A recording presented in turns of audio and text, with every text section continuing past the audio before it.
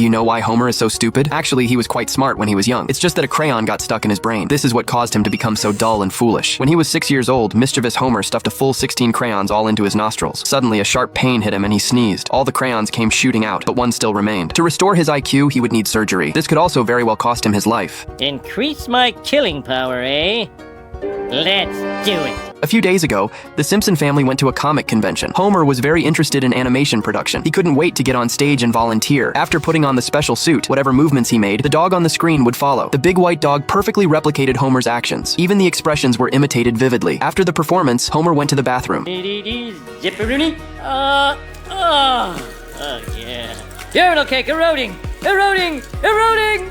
God! Homer immediately realized the potential of this equipment. He ran to the bank wanting to withdraw all his savings to invest, but he was told he needed Marge's signature. Homer had a sudden realization. Then he walked behind some plants and started his performance. Hello, Marge. Hi, homie. Sign this, please. You're the boss. Daddy, ask the man for some candy. No candy for you. Well, at least get some candy for yourself. Kids. Homer, carrying candy and a large sum of money, came to the stock exchange. He bought 500 shares of motion capture animation stock. The staff member asked Homer if he was aware of the risks of stocks. Homer said of course, but in his mind, all he could see were images of dancing with money and beautiful women. You heard the monkey. Make the trade.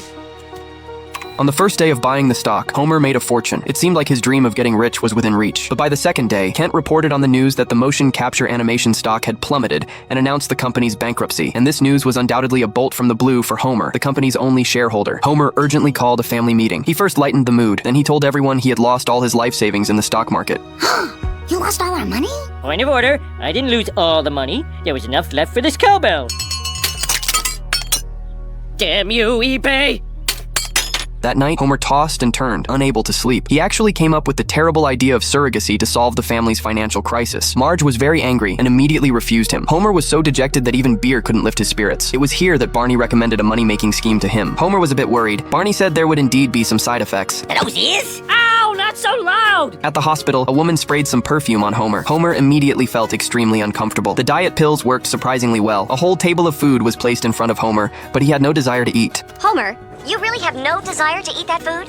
Food? I'm blind! Who's gonna buy a pill that makes you blind? We'll let marketing worry about that. Then he started playing an intelligence competition game with a mouse. The expert complained that Homer was just too stupid. After examining Homer's brain x-rays, the doctor discovered the crayon in Homer's brain. Homer simply couldn't believe it. He had already had x-rays done many times before without anyone finding it. Oh, I can answer that. You see, whenever I pick up an x-ray, I always hold it like this.